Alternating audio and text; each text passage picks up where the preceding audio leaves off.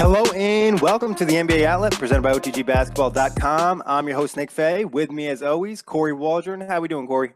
Pretty good, Nick. We're switching places because this time in January, I was down in Florida, in beautiful Florida, and now I'm in the cold and you're in Florida.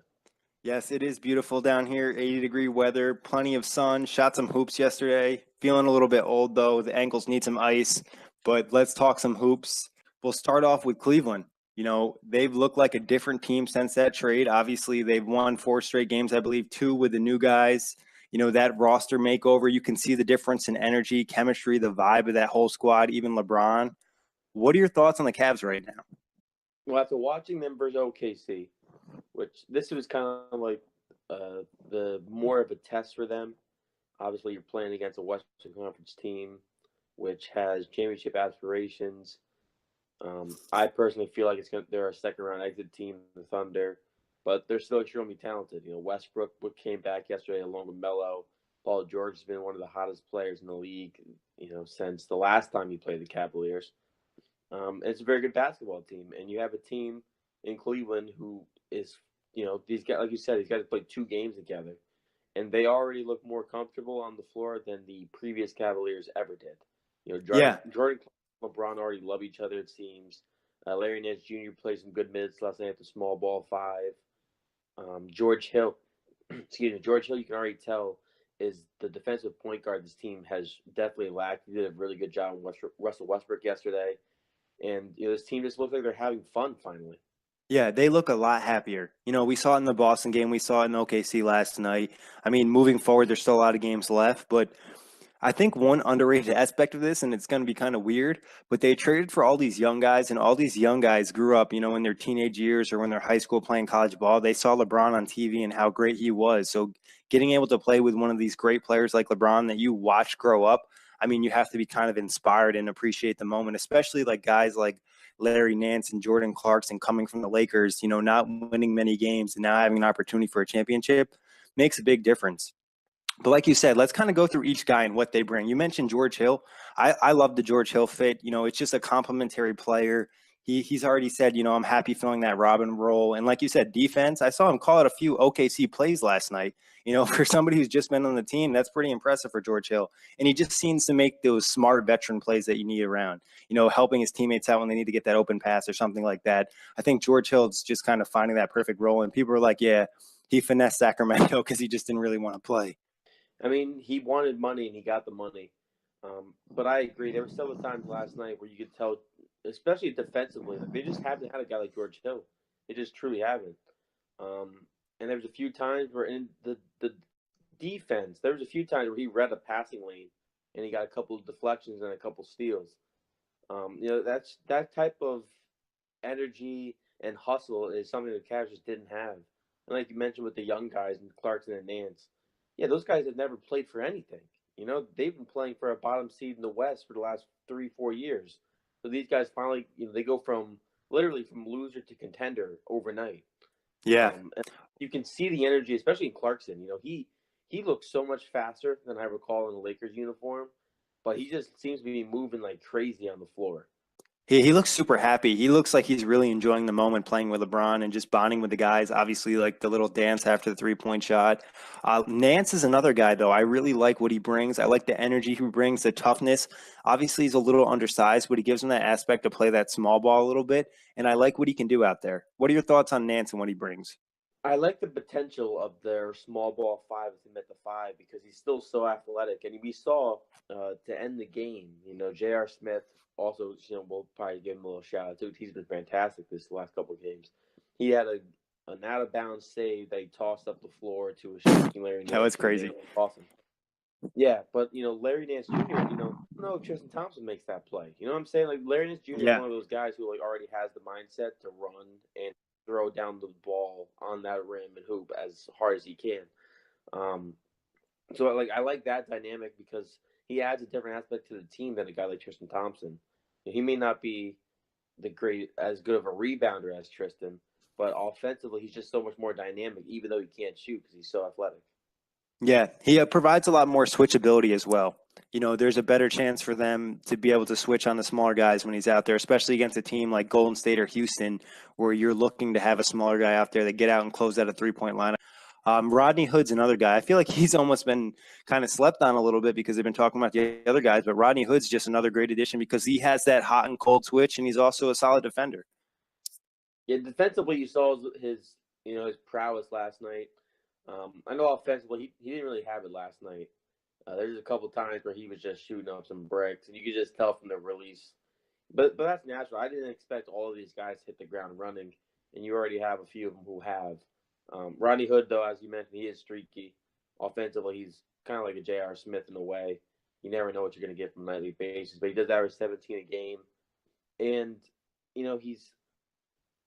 he's also – there's a few times where he got out in transition, I believe, and he made a good play on like on the defensive aspect where he was able to like cause the fast break for OKC to slow down. Which is something that OKC does very well is when they get out and run because we know how dynamic Westbrook is in the full court.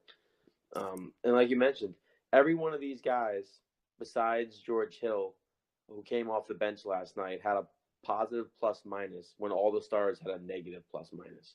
Which I don't know how much you put into the plus minus, but it's pretty impressive when Larry Nance, Jordan Clarkson, Rodney Hood, Kyle Korver, and Jeff Green all come off the bench and have positive plus minuses. Well, that's my next question. Like looking at their bench unit, like you just said, Clarkson, Hood, Korver, Green, Nance. I mean, that's a lot different bench lineup than we're used to seeing from them. It's a lot more athletic, a younger, a more spry lineup with some real offensive pop. What do you think about their bench unit and how much is that going to help them come playoff time? Well, their bench unit, I know this is your favorite. This is your favorite term. Their bench unit prior to the deadline had terrible spacing. This bench unit already has better spacing because you can trust Clarkson to shoot. You can trust Rodney Hood to shoot. You can trust Kyle Korver to shoot. Jeff Green is streaky, but he can still hit a little bit. And then Larry Nance obviously can't. But that's a lot more shooting than they had all year. This team in general got 4 more guys who could shoot the three when they had 5 guys previously who couldn't really shoot the three. Yeah, you're right. The spacing is a big difference, and then when you put LeBron out there with this bench unit, sometimes it's even better. So, I mean, I'm really excited to see what they can do. I don't want to bet all my money on the Cavs right now, but I'm intrigued to see what they do come playoff time when they really find their groove because they've obviously only played 2 games together. The defense is still an issue, but let's talk JR. You mentioned JR. Welcome back, JR Smith. He looked like a different guy coming back from that Boston game, hitting that, I think that corner 3 fading out of bounds. Like at that point, I was like, I think JR might be back, and it looks like he is. Yeah, Schmidt's been great. He hit another corner 3 last night, similar to the one in Boston. He's got the range, he's got the touch. He looks so much engaged. Body language to me is one of the easiest things to notice, whether that's because of the classes I took in school or whatnot. But none of these Cavs, J.R. Smith, LeBron, they didn't look engaged. J.R. Smith, these last couple of games, looks really engaged. Like he does. He looks like he's completely locked in. He's shooting with complete confidence. Like there's no hesitation on his shot right now. And I'm not even sure watching them previous to the deadline, he was taking this many shots. It feels like he's actually a part of the offense again, whereas beforehand it felt like he was just another guy on the team. Yeah, it's almost like he stepped into almost a bigger role now. Like it's like something went off with chemistry, or maybe they weren't wanting him to shoot shots or something. But now he just looks, like you said, more engaged and 100% more comfortable. He just looks happier out there. Like I don't even know how to describe it. It's not something you necessarily always say when you're describing an NBA team. Maybe when we talk Warriors, they always look happy, but this Cavs team looks happy. So I think it's like a happy LeBron, a happy life for Cleveland. But also another guy, I know you like him as well, Cedi Osman. What have you thought about him? Getting in the starting lineup, providing some nice energy, just doing some of those small things. Obviously still a young player, but what have you liked from him? I think Cedi deserves 110% credit for the moves they made at the deadline to a degree. Because prior, if you recall, the last week or so that the old Cavs team was together, Cedi was one of the only guys who was still playing extremely hard. Yeah. And on every play you could see him giving 110%. He was running the floor. He was playing good defense, hitting good shots. And I think that kind of that LeBron obviously noticed that because you can already tell like LeBron hit that game winner against the Timberwolves. The first person he ran to was Cedi, not Wade, not Tristan, not Jr. It was Cedi. That was the first person he ran to and chest bumped. That Yeah, you can they tell like all of the Cavs teammates like him. He just seems like a nice guy. yeah, and you can, and I think he inspired this kind of let's work at a high energy level. Not that he like inspired, but like his hard play, I think definitely noticed LeBron, and this team brought in a bunch of guys who can play at that kind of energy level, like Cedi. And Cedi, to me, was the Yeah, start of it, and he's yeah. starting. That's the craziest part. You got all these guys, Rodney Hood, and you got Jeff Green, who's been very good this year, Clarkson, and Corver, and all that, and you're still going to start Cedi over everybody, which is cool. I think what they did with the balance of their lineups right now with their bench and their starters, I think kind of works out really nicely. But we'll see what happens if they make any changes, if anybody get involved. But like I mentioned, happy LeBron is happy life for the Cavs, kind of like happy wife, happy life. So what are the chances now? Do you think LeBron has a possibility of staying in Cleveland now? I mean, I still don't believe he leaves Cleveland. I think it's still like a 70-30 to him staying and leaving. But I'd say that this pushed it to, let's say, 85-15 currently. Obviously, this can change depending on how they streak out from here. But as of right now, LeBron looks extremely happy. He's already doing the Jordan Clarkson celebration. The team the Celtics, and now they beat the Thunder, two extremely good teams. That's a pretty good start to a new roster. Yeah, obviously we want to see what they do playoff time. Let's talk a little bit about their flaws. We don't always want to talk so nicely. Last night, I think one thing stuck out is the impact Steven Adams had inside. Rim protector, inside presence is still going to be an issue. Kevin Love's not going to solve that when he comes back. Is that something that the Cavs need to worry about come playoff time, or it doesn't really matter because they're not going to have to match up with anybody Eastern or Western wise that's going to kind of do that to them? I worry about it because they still could. They match up with like a Miami Heat, or they got to deal with a Milwaukee Bucks team, or even the Toronto Raptors. Those guys are decent bigs and they all attack the paint. Rim protection, like you mentioned, is a huge issue for the Cavs. Rim protection and rebounding still. Obviously, LeBron does a good job rebounding. Larry Nance is a decent rebounder, but it's not the same as having, a DeAndre Jordan, a Whiteside, or anybody like that. I do think that is the one area, Nick, that they are extremely weak, and I tweeted about it last night. The buyout market, they need to be active on it. I don't know how many guys are out there right now that could truly help them at the center position, but you got to hope a guy like maybe Nerlens Noel gets bought out. I don't know if Andrew Bogut's still there, but maybe try him again. They definitely need somebody who can give them some sort of rim protection, even if it's just for 10 to 15 minutes. They need some kind of presence down low. Yeah, I think I'd be a little bit more worried if they had bigger matchups with like big time stars in the East. Like if you're going through it, Boston inside, not really that scary. Toronto, Ibaka and Valanciunas, nothing I'm going to be frightened about. And Milwaukee's got some okay bigs, but nothing crazy. Kind of leads me to my next question. Like, if a team made a trade for DeAndre Jordan, it could definitely be an Achilles heel to the Cavs, but obviously no one made that trade. Do you think someone should have made that trade for DeAndre, and it really would have hurt the Cavs come playoff time, right? Yeah, I mean, if you think about DeAndre Jordan on the Bucks, for example, that team would be a really tough out for the Cavs because they already have good length, and the Cavs don't necessarily have size. And then you have a bunch of guys who can just grab rebounds over top of you. That'd be a really tough matchup. I'm I thinking still look. Toronto. I'm thinking Toronto if they added DeAndre. I don't know. I think They, that would have been a problem for the Cavs. yeah, they would have been scared because Valanciunas is so one-sided. Obviously, we know he can score. Defensively, doesn't give you much. And they had somebody who just catch oops and play defense for them. You're right. That would Yeah. have been a good place for him. Talking about playoffs and finals, obviously this is like 100 times too early, but do you feel better about a Cavs Warriors matchup than you originally did? Not that the Cavs would win, but that we'll see a more enjoyable series.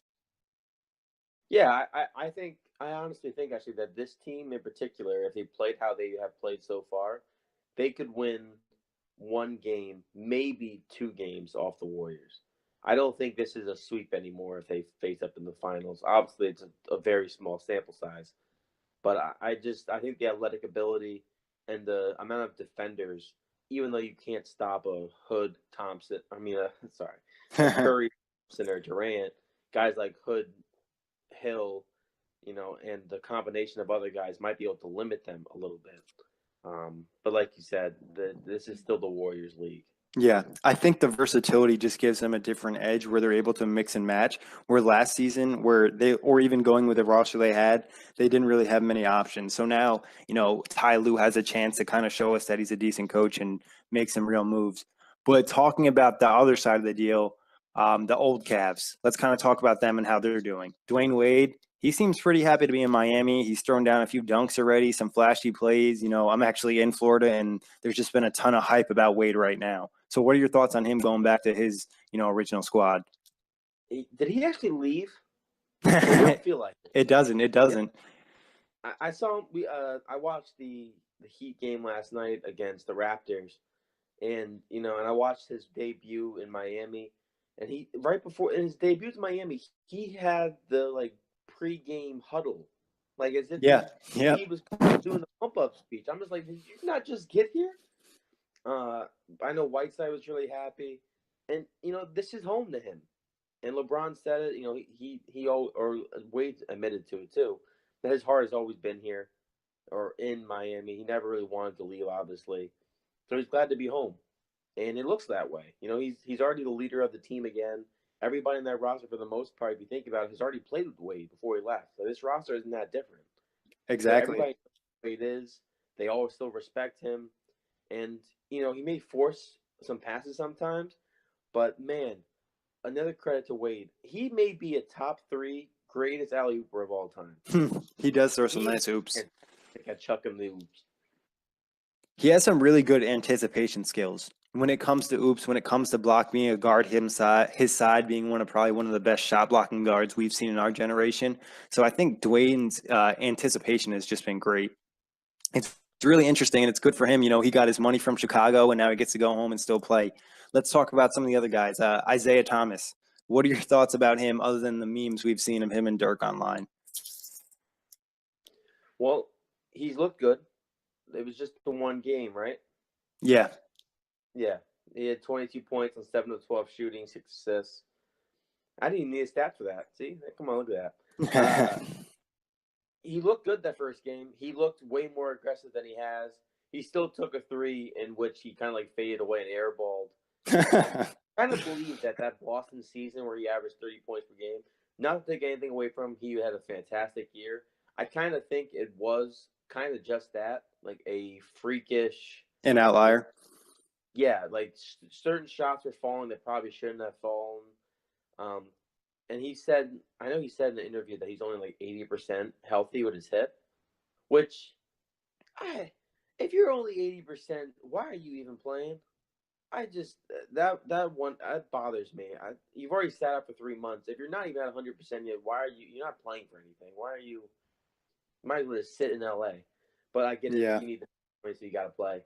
But he's been solid, like you said. That Dirk picture of him playing defense and with his arms straight up, I felt like he was being sunned by Dirk almost. Give me the ball, give it to me, let me have it. Yeah, I feel like that picture just kind of says everything what I think about Isaiah Thomas, and that's not to be disrespectful, but it just reminds me of just his defense and how undersized he is in the NBA. And like you said, that Boston season was probably more of an outlier. I still think he's a great scorer and he can really put up points, but I don't think he'll have a season like that, especially with the hip injury, because I don't think that's something he's ever going to get 100% healed from. So I think that can be an issue for him moving forward, but we'll see what happens. I think he probably wants to play in LA, try to build up his contract for the summertime and see if they want to keep him. But I really don't know what's going to happen and who's going to be interested in him this summer. But what about Jay Crowder? He's looked like he's fitting real nice with the Jazz. Well, he does. Utah Jazz was the perfect place for Jay Crowder. I mean, in reality, everyone who got traded from Cleveland, maybe minus Channing Frye, they all got put, and Amon Shumpert, they all got put in a good place. Isaiah Thomas has a nice place in LA if he gets the minutes and is okay with coming off the bench. Because him as a sixth man could be pretty versatile for the Lakers. I like him best in a six-man role. I think that's where he should really aim to move forward. Obviously no player doesn't want to, go to that smaller role, but I think that'd be the best opportunity for him to succeed and the team he's on to succeed is him in a smaller role. Yeah, because he's going to also be 30. And exactly. Little guys don't generally last in this league past 32, 33, I believe. Their window is a little bit shorter because once they lose their speed, it's pretty easy to lock down a little guy. But then back to Jay Crowder. Utah's streaking, and he got in at the right time. He did. The previous pod, Jay Crowder was a target of theirs before the offseason even started. When the offseason started, they lost Gordon Hayward. And they got their guy now. He fits in with a system. He's already said, I love playing for a system. Donovan Mitchell has another, wing and D player around him. Because this is already, right, Donovan Mitchell's team. Are we just okay with that now? I mean, I would say it's his and Gobert's team together. Because I wouldn't say it's completely Mitchell's, because I think Gobert's impact is huge in what they'll do. And I think like Gobert's still one of those top players that you have to respect. So I would say it's Mitchell and Gobert's team. That's fair. I guess I'm in love with Mitchell. A lot of us are. That kid is something else. He's just ferocious. And I'm glad I didn't hype him up enough when we did our outlet preview series. But I remember saying that Donovan Mitchell was going to be the real deal. And that's all I said. I didn't say much. I just said I like his shot. He's going to be a real deal. And I probably undersold him because I didn't really expect this. I think a lot of people did. Maybe expected this down the line at some point. But this early in, just for any NBA rookie to have the impact that he's having, and on a team that's trying to get back in the playoff picture, it's been incredible, especially in the West. Yeah, if right now they made the playoffs as an 8 or a 7 seed, they won't beat the Warriors or the Rockets. I'm not saying that. But I tell you what, this team could be one of those pain in the asses. And I thought this last year too, and they really weren't, but they also got banged up last year. I think this team would be a pain in the ass for the Warriors or the Rockets to have to play for a 7-game series. I don't know if they win a game, but they would be a pain in the ass for at least 4 or 5. Yeah, they definitely will be. But let's take a quick break before we talk Utah Jazz. And just a reminder, you can listen to the NBA Outlet on iTunes, Blog Talk Radio, OTG Basketball, and Google Play. And here's a quick ad from our sponsor. Back from the break, let's talk Jazz. Kory, like you were saying, this Jazz team is catching fire. 10-game winning streak. Rudy Gobert back healthy. Donovan Mitchell looking like a Rookie of the Year candidate. Joe Ingles has caught fire. The Jay Crowder pickup. Ricky Rubio is playing nice. Derek Favors is playing nice. In this 10-game stretch, they have the best defensive rating in the NBA, the best net rating in the NBA, and the best rebounding percentage in the NBA. So Utah is doing it on multiple levels. What has impressed you the most on this 10-game win streak? The offense. Because when you think about Utah, you expect good defense. Quinn Snyder does a great job of rotations and having all of his guys locked in on that end. It's the offense, besides Donovan Mitchell, who seems on a nightly basis to drop 20-plus and break somebody's ankles, throw one nasty jam down, the NBA highlight reel. There's stagnantness on the offense. Even when they had Rodney Hood, some of the offense, there's nights where guys hit shots, nice shots, guys don't hit shots. Like Ricky Rubio, for example, this guy couldn't hit the broadside of a barn before the deadline or, a couple weeks before the deadline. And this past, 3 weeks, he's on a tear. He's averaging over 20. He's actually, hitting threes now. I think he's shooting 50% from the field or some, ridiculous number for himself. Yeah, I think the precise number is 53%. I'm not sure if that dropped or whatever. But that's insane for Ricky Rubio, a guy who shoots well under, 45, and most of the time under 40. He's been fantastic. And Joe Ingles, a guy I've always loved. I think we mentioned this on the podcast. He is one of the most efficient scorers in this league when he shoots, but he just doesn't do it in a high volume. He just doesn't force himself to be a bigger role in the offense. Well, this last 2 weeks, he's averaging 15.4 points per game. Yep. Opposed from his normal 8.9. That's a huge difference. That's 2 more threes in a bucket. And, that Joe Ingles is deadly because we've mentioned this before. The Utah Jazz, they have Favors and Gobert who are fantastic. Well, to keep those guys as effective as they can be, you need guys who can space the floor. And when Ricky Rubio's hitting shots along with Mitchell and Joe Ingles is hitting more shots in the volume, and then you throw in now a guy in Jay Crowder who can do the same, that's perfect. That's a winning formula right there. For sure. And I think the fact Joe Ingles, the underrated aspect of his game is his playmaking ability. Having a small forward or a wing, whatever you like to call him, that has the ability to run the pick and roll the way that he can, the efficiency he can with Gobert and Favors. And like you mentioned, Crowder gives them a nice guy because they can play him at the 4 a little bit. They can go that small ball 4. And unlike Cleveland, they have true centers here. They have a Rudy Gobert who's going to lock down the paint and grab all the boards. The same thing with Derek Favors, who's been playing great. Also, Royce O'Neal. They developed him. He brings some good energy, some toughness, does some of the small things for them. And like you said, Quinn Snyder's done a great job. They've been super banged up. Gobert, I think, Mitchell's been playing great, but I think, on the season, we'll say Gobert's their best player regardless, because he's proved it a long time. And not having him for this stretch of time and still only being a game and a half out of the 8th seed, I think is really impressive for that team in general. We mentioned it on a podcast a while ago now that Gobert being hurt might have been the best thing for Donovan Mitchell. Yeah. Right? Because they lost their go-to guy, their star, and it really gave Mitchell a chance with, no expectations. Because when you lose Gobert, we all expected this team to go down the drain. And they did for a while.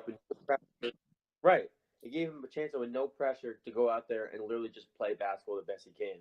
And then, obviously he did, and they saw what could be, and they thought, man, let's get a guy like Jay Crowder. We'll be okay getting a 3-and-D player on the cheap, and we'll see what happens when Gobert gets healthier and healthier, and we can see what this lineup does. And it's been getting really good. And one thing that makes you feel probably more confident about the Jazz and some of the other playoff teams in that race is the fact that they play defense. Most of the time when they're putting a lineup out there, they're not putting out many bad defenders, if any. So I think that makes a big difference. I'm really intrigued to see what they can do. How long do you have the streak lasting? Well, they're at 9 now, right? Correct? 10. Oh, they're at 10 now. Okay. I'll go as high as 14 as the best case scenario for this streak, but I think it's actually going to end around 12. I think they'll win 2 more probably at best. I'm going to pull it up real quick. I believe they might have they have Phoenix tonight, which, no offense to them, isn't a tough matchup. Then they have Portland, Dallas, and then Houston. Houston is going to be that real, if they get past Houston, keep this winning streak growing, it could go for quite some time. They have the Timberwolves after that, but then they have the Kings, Magic, Pacers, Grizzlies, Pelicans, Pistons. That Timberwolves and Rockets stretch is going to be hard. And then after that, they have some games that they definitely can win. So I'm intrigued. I'd say I think it's going to be tough to keep the momentum after the All-Star break. So I could see them losing to Portland when they come back off All-Star weekend. Yeah, I could see that too. I definitely don't. Now that it's Houston on that 14th, in a row possible game. Now I don't think it happens. I don't think they can beat Houston, especially coming off the All-Star break like that. I think Houston's going to be really recharged. Yeah, for sure. And then CP3 is not even in the All-Star game, so he should be able to get some extra rest. And that whole squad, I'm excited to see what the Rockets will do this year. But we'll talk about that on another pod. There was some moves that caught some heat during this week. Steve Kerr allowed his team to coach against the Phoenix Suns. A lot of the Suns players said they thought it was disrespectful. Some Suns fans, some NBA people thought it was disrespectful. What did you think? You thought it was disrespectful, or you thought it was something, different and cool by Steve Kerr? It's disrespectful. Steve Kerr is the head coach of this team. Andre Iguodala, Kevin Durant, no one else on this team is the head coach. They're players. I completely agree for the first time in a while with everything the Suns had to say about this, what Jared Dudley said about it. It's disrespectful. I understand the Phoenix Suns are a terrible basketball team. They're not good. Without Devin Booker, they are even worse than bad. Whatever that is, they're flaming dog poop in a bag on fire. They're bad. But at the same time, having your players coach and, doing that, it shows up the other team. It just doesn't look good. I understand it was done with no, ill intent. It wasn't meant to offend anyone or be rude, but it was a bad decision because it was disrespectful and it doesn't look good to me personally. I could definitely see the perspective of it being disrespectful, and especially from the Suns, they're not even going to have their head coach is going to be players. But I also see the side of Steve Kerr, breaking it up for his team. Maybe he would have been able to do it in a less direct way without the media being able to know, because I understand the fact trying to break it up. The Warriors, they've been in the 3 straight finals. They've been killing everybody in the NBA. They don't even have to try most of the game. They could try for 1 quarter and probably still win a lot of these games. So I think what he was trying to do is kind of change perspective of their players and try to break it up before the All-Star weekend, because they've really been dragging. But like I said, I also understand the Phoenix perspective of, bro, you're not even going to coach against us. But also on the other side, as a competitor, like if they're going to do that, you got to be pissed off and you got to compete and not get blown out by 40. Obviously, they're the Warriors, but still, you're a professional NBA team. You have the ability not to get blown out by 40 points. I agree that the Suns aren't completely at like no fault in this. Like obviously they could have played harder and everything else. And I get your point as well because I do understand. Like I said, I don't think Kerr did it with ill intent. Like this wasn't meant to be a straight shot at the Suns. Like you mentioned, the Warriors have been dragging, heading into this All-Star weekend. They aren't playing with as much energy as they were a couple months ago. They've had guys kind of banged up. So yeah, this was kind of like a let's ease into All-Star weekend and kind of like relax a little bit and have like a fun kind of like night off to a degree because it is the Phoenix Suns. Yeah. Well, talking about player coaches, I got a quick game for us to end with real quick. I'm going to give you a player, and you're going to tell me if they'd be an NBA head coach or not. Chris Paul. Yes, head coach. He could for sure. He's too smart. Andre Iguodala. No, I don't think he could be a coach. See, I like Iggy as a coach. LeBron James. Definitely could be a coach, but I don't see him actually being a coach. Too hard to coach when you're that great because everything comes so easy to LeBron. It's not going to come that easy to anybody else. Draymond Green. Oh man, he'd be a really fiery coach.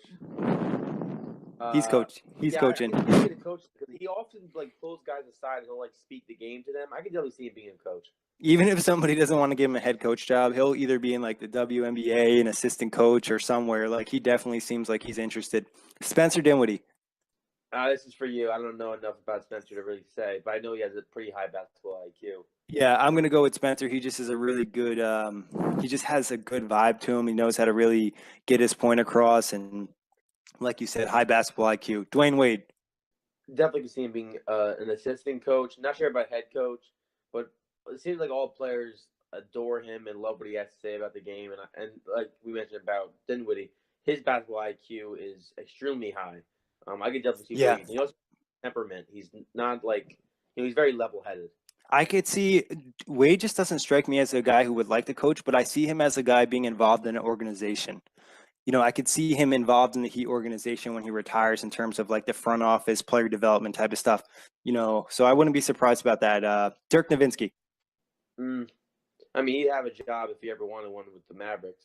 But I personally don't see it. Yeah, I don't see it either. I think he'll just kind of relax, take a chill. He's been playing ball for a while. Maybe he'll even move back home, but who knows? But that wraps it up for today. Kory, as always, great show. Thank you, everybody, for listening. You can always catch the NBA Outlet on iTunes, Block Talk Radio, OTG Basketball, and now Google Play.